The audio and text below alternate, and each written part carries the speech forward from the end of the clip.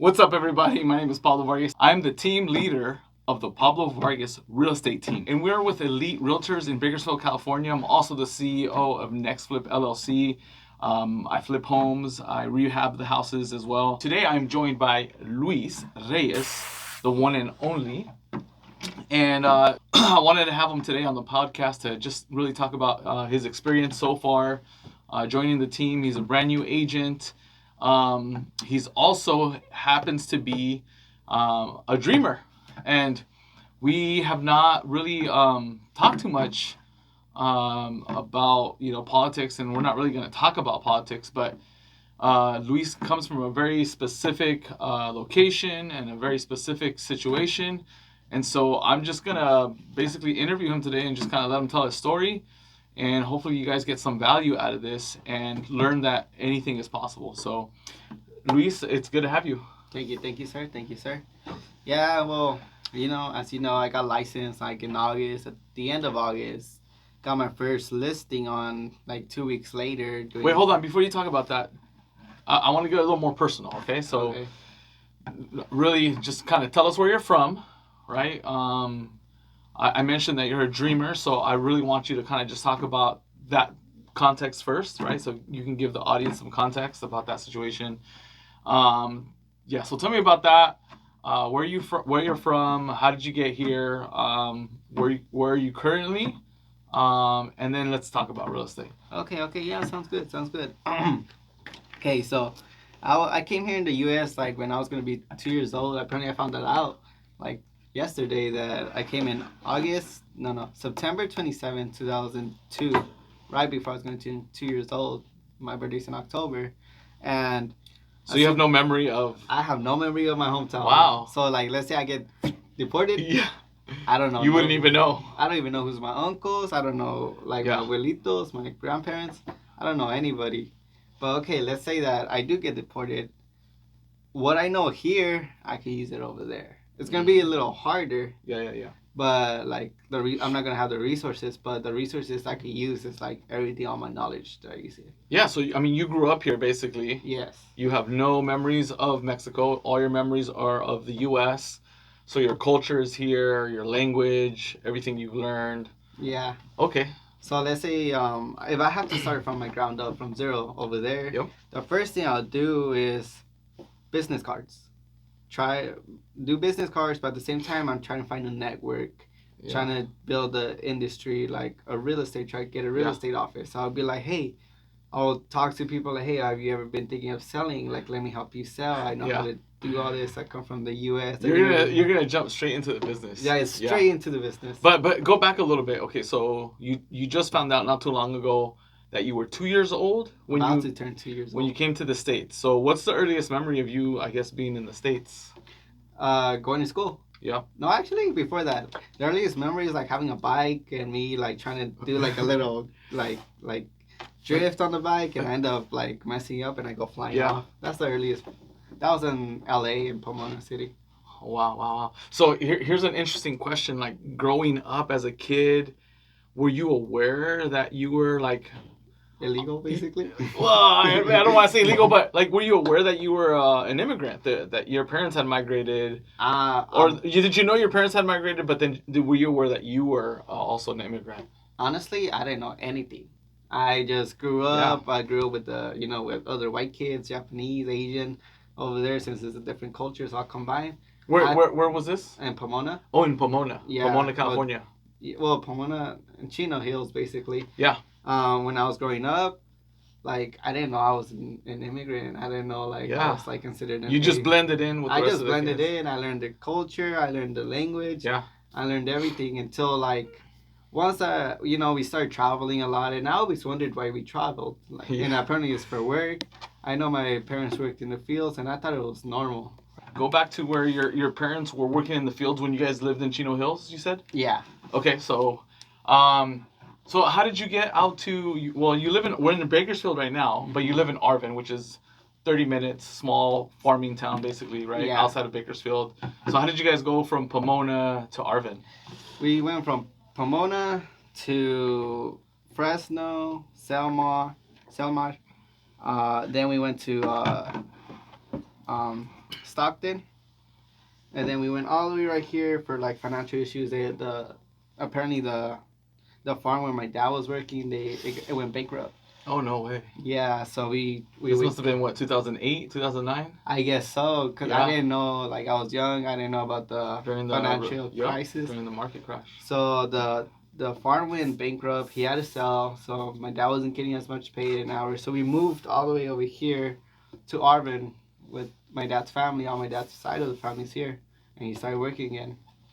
I didn't find out I was an immigrant until like beginning of high school, beginning of high school. I was like a freshman when I finally was able to qualify to get a DACA card to be a junior. Crazy. So you found that in middle school? Yeah. I actually was a substitute teacher in Delano 12 years ago. I started out there before I got back into real estate full time. And I met funny enough, his name is Luis too.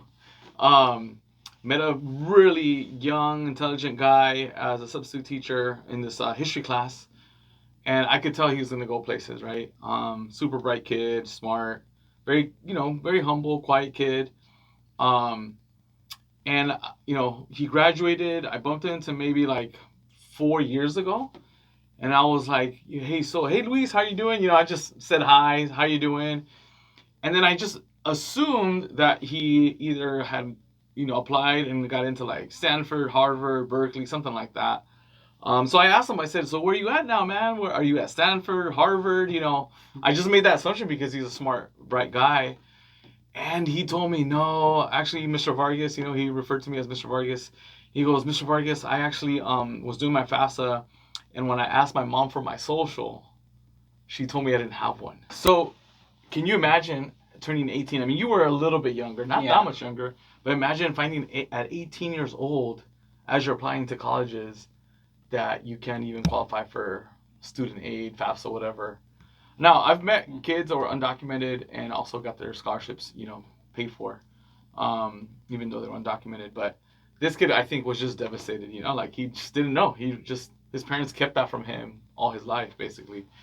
So,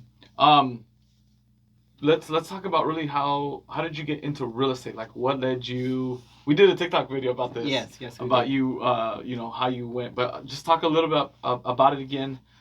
Basically, how did you think about the idea of real estate and why are you doing real estate now? Well, honestly, I think I was already leaning to the path of like business and starting my own business in real estate because I was in a track team in Arvin High, and I would come back from the track meets late. I'll stay up like at 10, 11, 12. We'll come back. I'll be like at 1 in the morning eating by myself on the table, just watching YouTube videos of Gary Vee. And this was like junior, senior year. And my parents will go pick me up. I felt so bad. They will go pick me up, come back, go to bed because I had to wake up like at 4 a.m. to travel to Delano, to travel to Wasco for the grapes. Yeah. And all my mindset was just like win. But during that time, I was like, win races, win this for my parents. Yeah. And Gary Vee expanded my mind. He's like, you know what? You don't need college. You don't need this. Look at me. Like, I'm a college dropout. I make millions. Right. He's all like, what you got to do is create value, and you got to have a passion for it. Right. So I was like, I was like telling my friends, like, oh, did you know, like, if you don't go to college, you could get a business, you get all this. Like, I had all this information, but I never used it. I still applied for college, and instead of taking the business route, I'm a kinesiology. Instead of going I turned like a quick left. Yeah.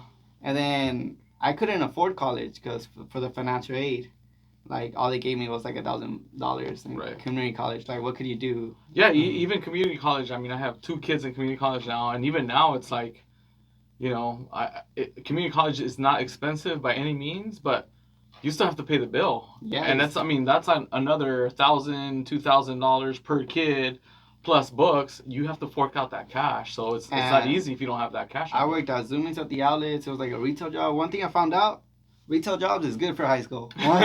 Once you get out of high school. Not for living. Not for making a living. Unless you have like 4 of those jobs. Yeah. Maybe. I went to college. I will pay for my books. It was like trying to meet that monthly, like weekly ends meet out of $200. Yeah. Like bi-weekly checks was like $100 a limit. I had a car. It was really hard for me to get gas. top it off, it was hard for me to pay my books, be in school. I didn't know nothing about the gaps, so I had like 2 hour gaps between class. I would just sit there, just chill, study. I was like, study. Yeah. I was like, surprisingly, I never studied, but Yeah. I was So super I always tell Sarah, my daughter, I'm like, go to the library, do your homework, study, like, get ahead, you know? That's how I started learning about studying. I figured out how to study better for my exams, but the thing is, I couldn't afford it. Yeah. Eventually, I had to quit forcibly because I only get paid like one day. I only go one day. My parents, it was during the winter fall season. You know, field work goes low. Mm-hmm.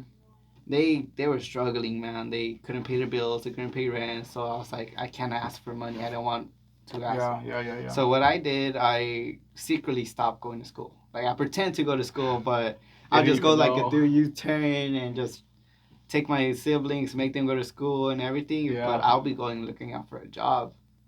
So that once I got a job, I still like looked at videos, motivation, like during my dark time. And once I got a job, I went full time. Yeah. I was like, I don't want to be. I was scared of like being broke again. I was scared, so I went keep going, and it was. I worked at Panda. Like it was good. It was a hard working job. I still have the arm scars right here, the burn. Like I was like a hustler. The burn scars. And I started. One day I watched a TikTok. It's like, oh, like to increase your mindset and wealth, read Rich Dad Poor Dad. Yeah. So now we're gonna get to that, yeah. Now we're gonna get to the good stuff. Once I started reading Rich Dad Poor Dad, it's like, oh, millionaires don't buy like liabilities; they buy assets. A car is like he started explaining it so briefly. Yep. A car is not an asset; it's a liability. A house is not an asset; it's a liability. Credit cards, like furniture, is not an asset; it's a liability.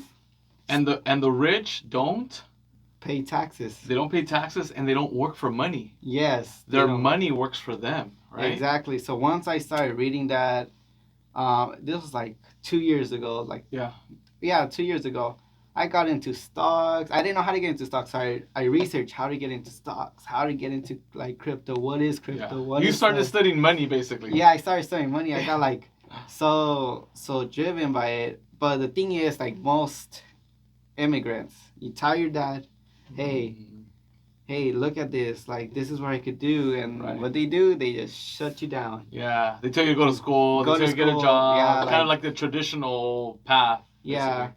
So I was like, okay, yeah. I told my friends, and they were like, really, like, it's risky. So the only person who actually truly believed in me was my mom. She was like, okay, explain more. More. She wanted to learn. She was supportive. She was supportive. And then after reading Rich Dad Poor Dad, I started reading more financial books, more research, like Stephen Graham. Yeah. He does real estate. He does financial. Graham. He works with Ryan Pineda too now. Yeah, he works with Ryan now. Yep. He does his research. I look at him every morning. Like, I wake up, I'm driving to work, I listen to him. You know, he still like edits his own videos. He does. Yeah, like, he is like very under his means. Yeah, it's pretty cool. And he was a real estate agent too. Yes, he has a course, not a course, but videos like what to do. Yeah. So from all that reading, is that how you got into real estate? Is that how you decided like this is the path I want to take? Yeah. Once I read Rich Dad Poor Dad, he talked about real estate. I was like, you know what? How can I get into real estate? Let me get my license. Well, I actually didn't want to get my license.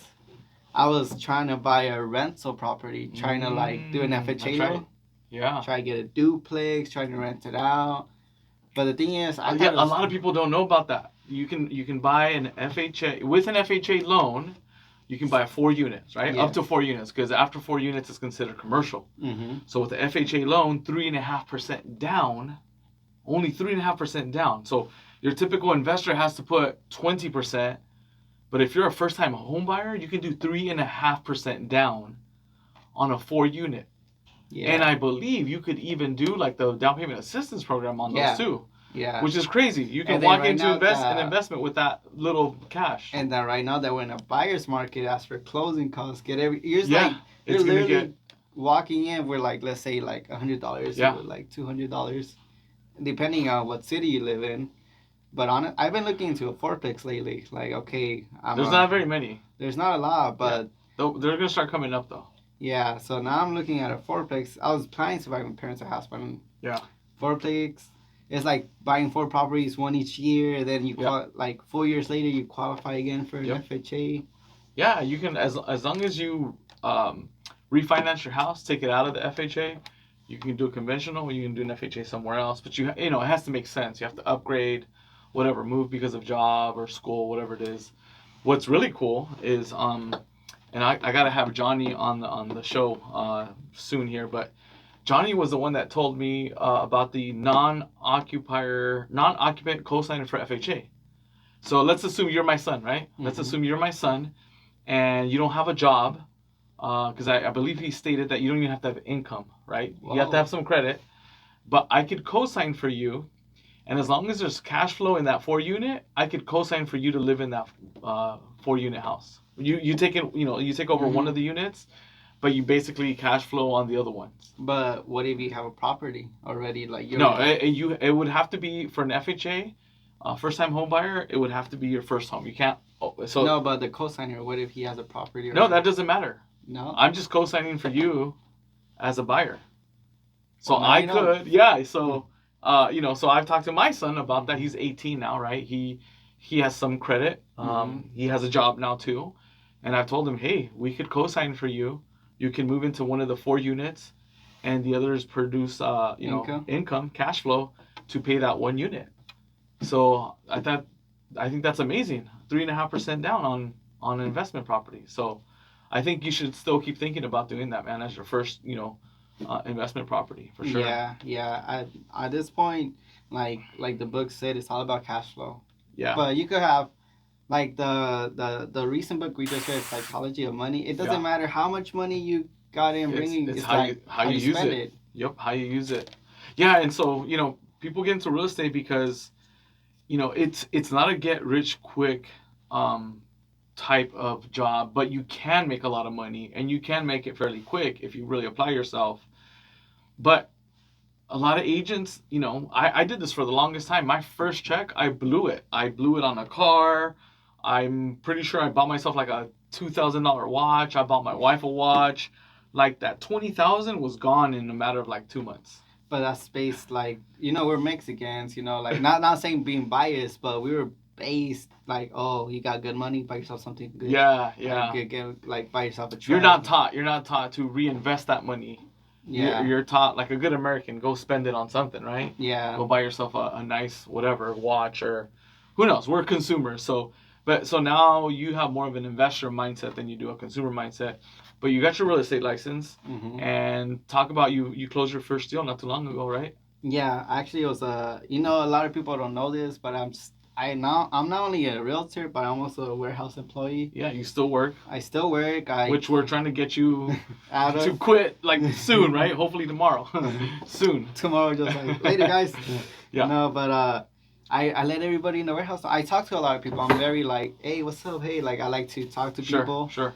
Once I'm in my groove, like once I have like those endorphins going, like all the happiness, I'm like I like to talk to people. I'm like, hey, I just became a realtor. How can I help you? Like, are you interested in a home? A lot of people said yes. A lot of people said no, and a lot of people never actually went for it. But one of my friends, he's like, you know what? What houses do you have? Like, I'm like, anything on Zillow, I have access to. You can show it. Yeah, and then they were like, interesting. And then out of nowhere, they just started sending me a lot of houses within like 5 minutes. Hey, that's awesome. And you got them pre-qualified? Got them pre-qualified. FHA. First-time buyers? First-time buyers, assistants. They had at least like 20,000 saved up. That's awesome. Yeah. Yeah. So you closed that deal. Yeah, I closed it. You made your first check not too long ago. Yeah. How did that feel? Honestly, it felt good. Like I was like, you know what? I did that. Yeah. Like after all I've been through and knowing that now that I'm an immigrant and stuff, like I see all these people making like a bunch of money, but they never showed like the work of what they went through, and now I'm just like, you know what? It feels good. Like now absolutely. It's like a lot of people like, I had some things like, oh, buying clothes, buying this, but then I'm like, you know what?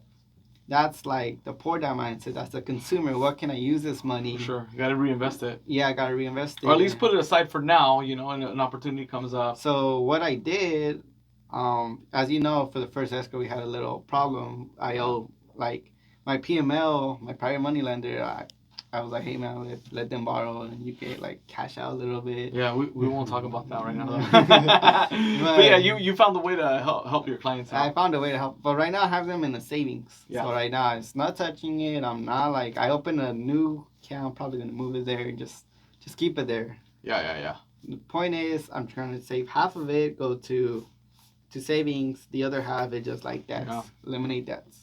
Yeah. One of my goals, one of my personal goals, and my wife is basically to learn to live off of half your income, right? The other half should be, towards investments. It should be towards, in my case, real estate. Like I've been flipping houses the last 3-4 years, and it's been going really well. Of course, the market's slowing down, but I just, I'm about to open escrow on this one flip that I have that, took a little longer. The other ones took a couple weeks, maybe a week. This one took 40 days, because the interest rates had gone up. But fortunately, it's going to go in escrow, and I know it's going to close. But and you've seen some of the properties that I've sold. But yeah, it's taking that money, and reinvesting it. So I'll give you an example. We did a line of credit on our house that we currently have, and I told my wife, hey, give me some money so I can buy this house, fix it up, turn it into Airbnb. That was the idea. And she goes, all right, well, when am I going to get my money? I said, well, I don't know, give me a month, give me 2 months. I was kind of like BSing, to be honest, because I didn't even know when I was going to have it back. But I was like, let me get $18,000 from that HELOC, right? That home equity line of credit. And I put it towards buying this Bloodfish house that you saw. And the idea was to turn it into Airbnb. And the more I started thinking about it, the more work it was going to take. Like I had to buy furniture. I had to fix up the house. I was going to have to get a manager because I don't want to be driving an hour and a half every day, There was just a lot of things that I was just like, man, this is going to be a lot of work. So that's going through my mind. And then I thought, you know what? Let me put it back on the market. I'm a flipper. If I can put it back on the market, flip it, why not, right? So I got it for $65 using that $18,000 that my wife gave me from the HELOC. Put it towards that. Made an offer for $75. Got it reduced to $65 because it needed a little bit of work. I think I paid one of my guys to go out there and fix it. I think maybe $6,000-$7,000. No, not even, like $5,000. Paint, just basic paint. It's a smaller property, and a few repairs. But while we were doing that, I threw it on the market. I got an offer for $119,000. So I was like, yeah, I'll take the offer. It was a cash offer. So yeah, it's just things like that. Taking $18,000, right? And I told my wife, look, I took that $18,000 that you gave me and turned it into triple profit. Where can you do that other than real estate? Yeah. Take $18,000, put into this property, and I didn't even make a mortgage payment on that house.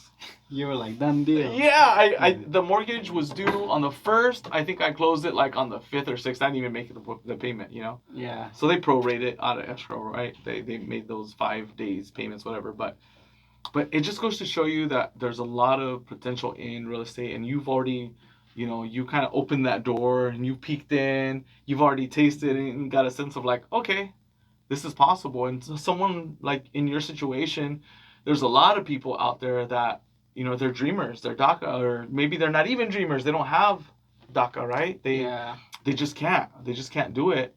My message for them is like, even if you're just an item, you still could do it.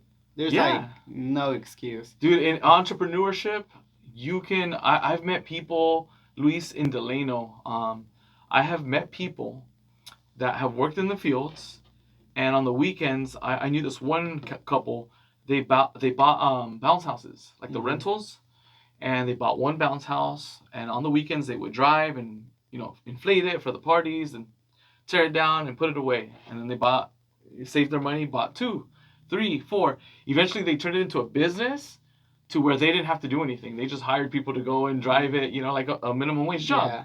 And it just became their business, and it cash flowed for them. And they put all their kids through UCLA. Wow. University of California, Los Angeles. They paid for their kids' way to go to college because of that, because of their business that they were able to do out of just their sheer entrepreneur, spirit that they had. So anyone can do it. Anyone can do it. yes, it's going to be a bit harder for some people than others.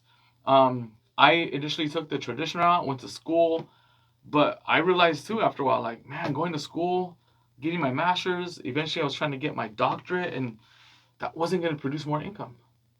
It wasn't going to produce more income. I know of real estate agents and people who invest in real estate that make more than doctors, lawyers, engineers who went to school for 12 years. Yeah. And so it's great that you made that choice, and I'm so happy that you're on our team, and I appreciate you sharing your story, man, because I think it's important for people to hear your story, here locally and all over the world, because it's awesome, and I think yeah, and I appreciate you, man. So Thank you, I sir. appreciate you being on the team as well, because I know I can learn a lot from you as well. So Not only that, I also like. I guess one thing about me, I don't know if I have ADHD or something, but my head is just like constant ideas. Like Yeah. the bounce house. I go on OfferUp. I'm like, you know what? I got a little bit of cash. Maybe I could buy one of those. I could buy a bounce Yeah. house. Like, you know what? Start off with one. And Yeah. you're like, hey man, I'll Give yourself a goal. Tell yourself, you know what? I'm gonna close 10 deals before I do that. Well, the goal right now I have is like 2 pre-calls a week. Yeah. Right now I have one. That's gonna happen. Now Yeah. I need it. Right now I'm working for Right. my second one. And as soon as I get it done, I'm like, okay. But yeah, you should always, there's a rule in real estate, ABC. Always be closing, always be closing, always be in escrow, closing the deal every month, which is not easy when you're first starting off, but it's doable. Yeah. But you do have to put in the work, and you have to eventually quit your job.